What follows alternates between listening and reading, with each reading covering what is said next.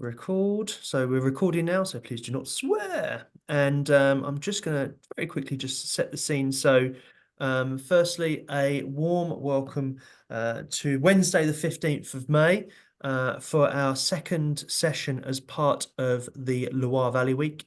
And today we are joined by Justina from Domaine Thomas, who's going to talk to us about all things Sancerre. So their Sancerre is at one of our by the bottle wines on the core Hotel Domaine wine list. So welcome, and I'll hand it over to Justine to share screen and talk through her presentation. So thank you. Does everybody hear me? Perfect. Okay. First of all, for all of you, I would like to apologize for yesterday. I've made a mistake and I'm deeply sorry for what happened. As you can see, it was not, I'm here today, so I'm gonna explain to you exactly how is Domaine Thomas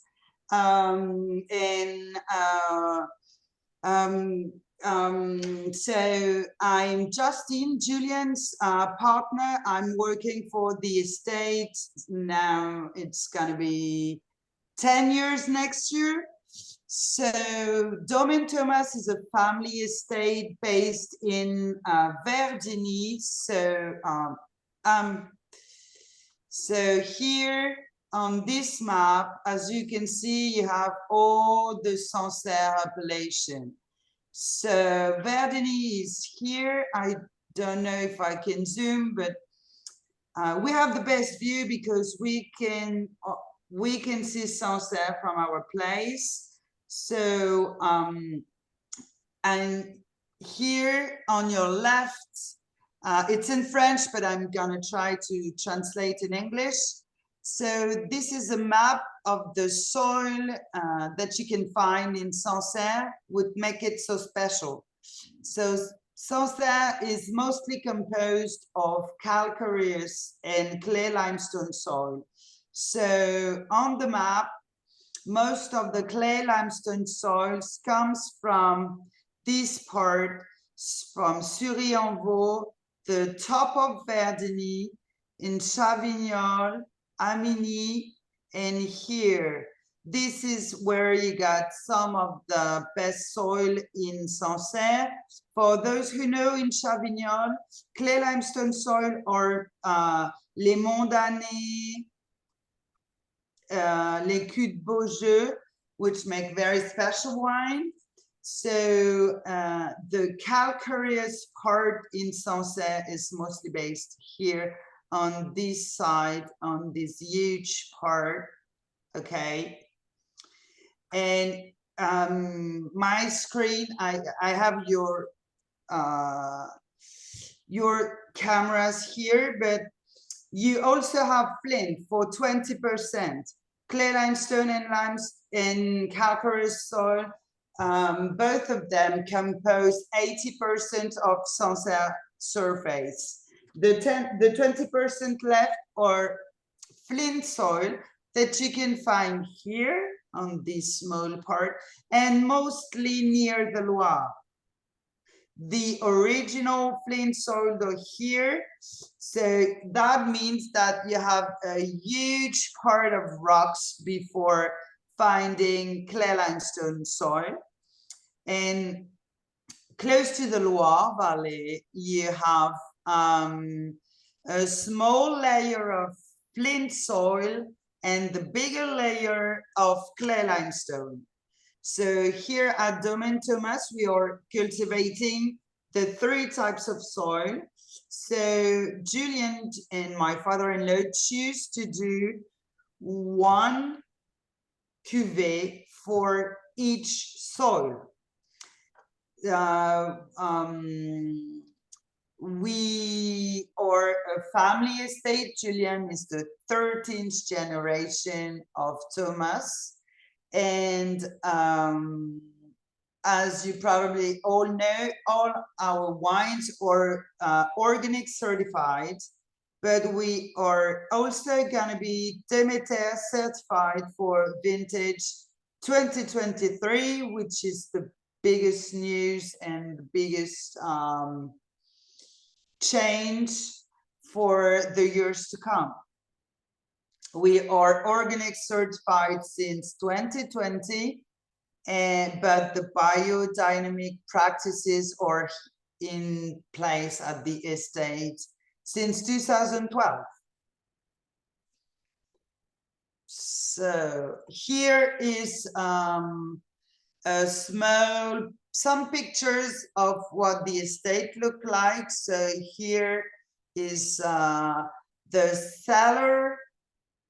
This is my office, and the biggest cellar with the tank is dug 7 meters down.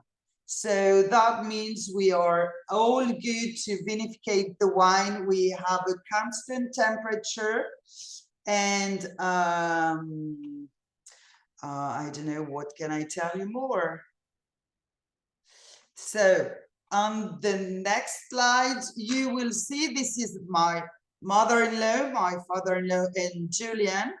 So my mother and father-in-law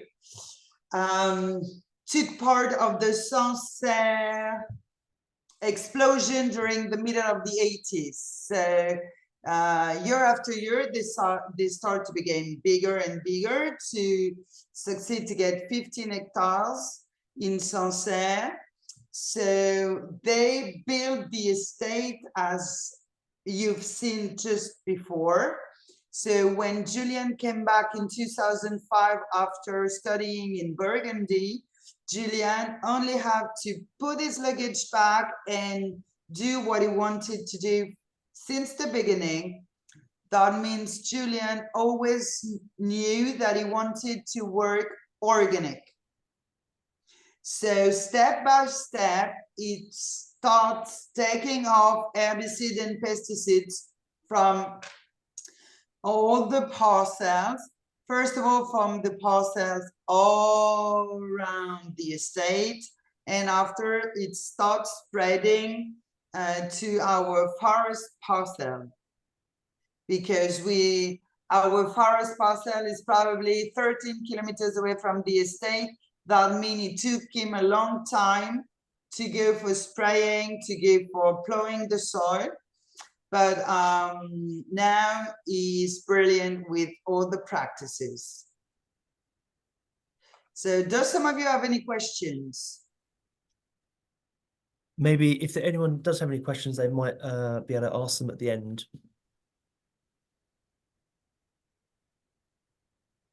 So here are some pictures. This part is our red wine cellar. Red wine, I don't talk to you about red wine because our red wine production is mostly made for the French market. We only have small pieces. We are cultivating 14 hectares of Sauvignon Blanc. So Le Pirier that is distributed by Matt and H2 represent most of our Sancerre production. Probably 80,000 bottles per year. So as you can see here on the picture, this is one of the typical parcels of calcareous soil that we have. This is a famous lieu-dit, a famous terroir called La Rossignol. So our cuvée Le Pirier is made on calcareous soil. The density per hectare is 7,000 plots. We are using Guyot Poussat pruning. And at this time of the year, for example, we are taking some burgeon off. We do what we call dédoublage or ébourgeonnage. That means that we take some burgeon off to let on the plot just the right amount of grapes. This part of the job is very, very important We use all the biodynamics practices on all of our parcel. That means Dug of Horn, Quarks of Horn. We use cover for spraying. The harvest are mostly mechanical for these types of soil. For some other, it's by hands. The aging of Le Pirier is first of all, for the vinification process, we use natural yeast. All of our vintage or cuvée are vinificated with natural yeast. You must understand that there's no blending of terroir in all our cuvées. That means all the parcels are harvested separately. And after that, we put them in a tank and we just blend the calcareous parcel with the same exposition.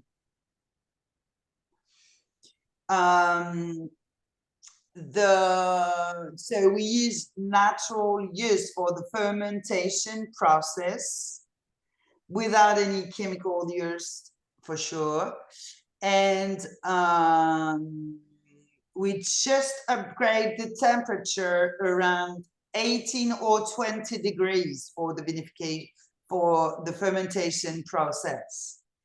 Once the alcoholic fermentation is made, we below the temperature between 12 and 50 degrees to stop the process. We don't have any malolactic fermentation here because we think that Sauvignon Blanc is a very specific vintage with a lot of flavor, with a huge aromatic flavor. So malolactic fermentation is not something that we search for. After the fermentation process, we let the wine age on lees in inox tank only. But the new stuff is for, since the vintage 2022, we have 10% of amphoras in all our white wine cuvée. So we let 700 liters of Le Pirier in amphoras, and we change every 2 months. Amphoras are very interesting because on a very solar vintage like 2022, it brings back a lot of minerality, and you can clearly test the rocks in the bottle, which is very important. We really want to highlight our terroir in our wines. That's why we choose not to blend all of them. After the aging, we try to let the lees as long as we can. So after the aging, we used a cold tank for all the sediments. So that means that the wine goes under 0 for a couple of days to put all the sediment down in the tank. And after that, after this couple of days, we put the wine from the cold tank to our casual tank, and we let the wine warm by itself. We are not using any mechanical stuff to have the wine to get warmer. The wine do the job by itself. So it depends on the year. This year, for example, at this time we are slowly introduce vintage 2023. And for the moment, vintage 2023 is just around 8 degrees. It was in the cold tank last week. So the temperature are not so warm at this time in France. I don't know the weather in England. We don't do anything. We are probably lazy people, but we don't want to interfere into the wine process. What can I tell you more? Le Perrier is, as I've told you, is our biggest production. So if you want to know, it's very good in aperitif with goat cheese. It's very easy to drink, and it's probably is the most typical of Sancerre. The next one, I'm going to introduce you to all our vintage, to all our cuvées. So this one is our second cuvée Grand Chai, which is made on flint soil.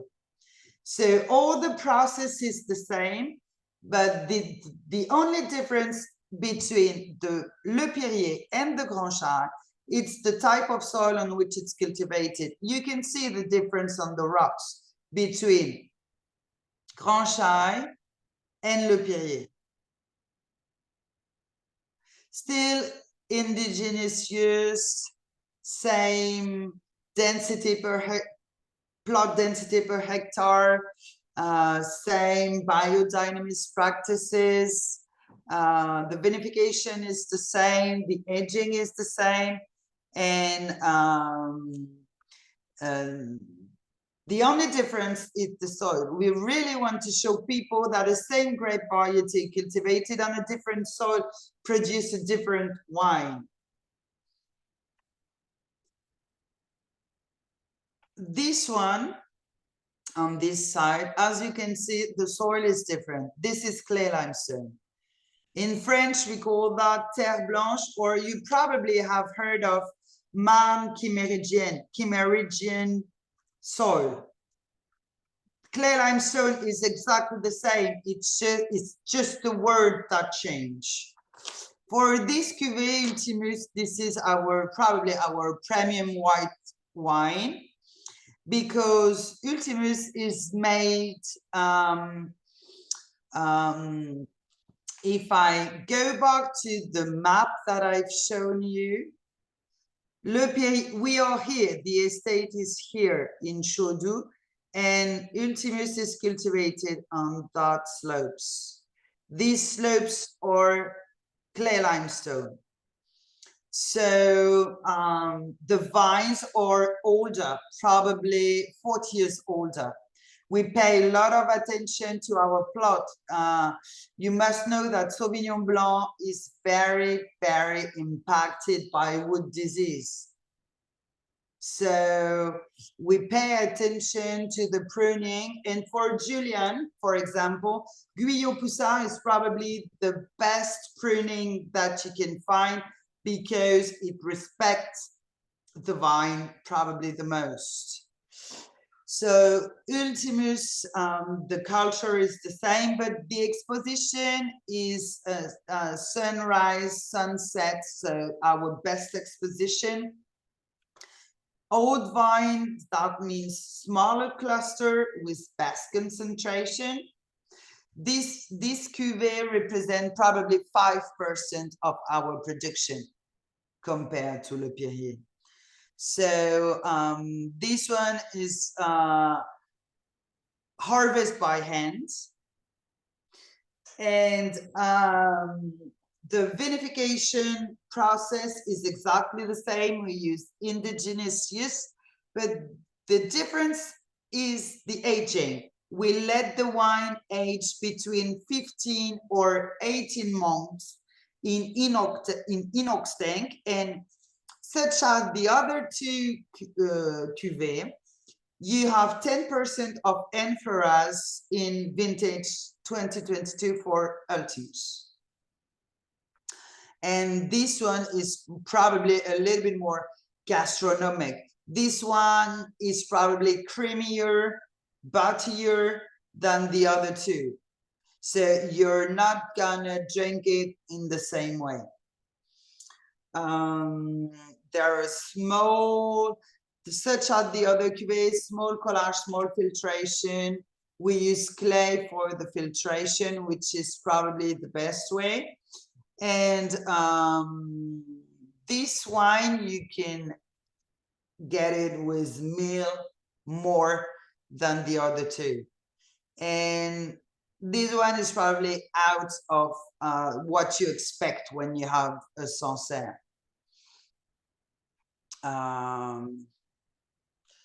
I think I'm not going to present you our red wine because the production is so slow and we don't export it a lot. But if we go back to Le Perrier, the one that you probably got, this is something very typical, lots of flavor, and something very important as well that I forgot to talk to you about is the maturity. All of you probably know the wine very much, and all of you know that Sauvignon Blanc can sometimes be very hard to drink because of the acidity, the green side of Sauvignon Blanc, which is sometimes not so good. Here in Domaine Thomas, before harvest, we go to the vines, we test the wine, we do some analysis, and we want to harvest at the good point. We want to have the best flavor in the bottom, and we don't want that green side of Sauvignon Blanc. Le Perrier is more citrus and white fruit and very, very representative of the Sancerre appellation. I don't know, maybe some of you have some question on what I've said. One question I suppose from me is the amphora. Why are you using amphora for 10%, and what is that contributing to the wine? Why are we using amphoras? This is a good question. Thank you. For the moment, if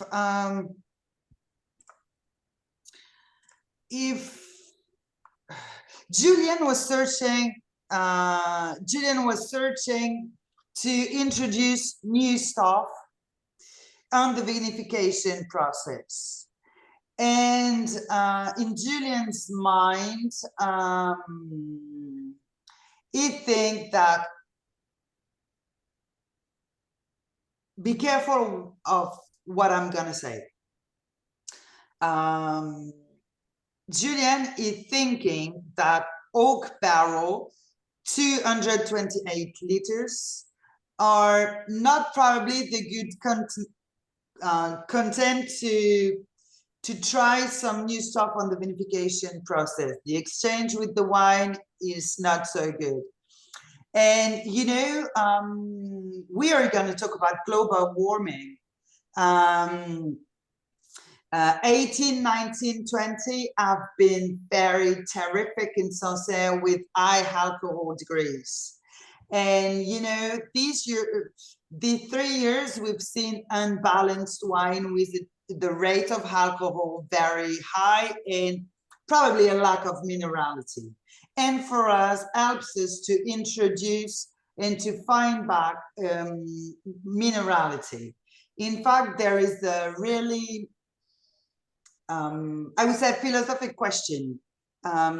We passed from vintage 2020, very shiny vintage, to 2021, which was in terms of climatic condition very hard. If you remember, we have frost, we don't have a lot of sun. That means we we came back to old style of Sancerre with a lots of tension, a lots of minerality. And after this year, 2021 was a very good vintage, very that lots of customers like. So we have to put ourselves in question by saying, what can we do? Also in the cellar and in the vineyard to change and to keep that kind of that style of wine. And we do some change in the vineyard by stopping the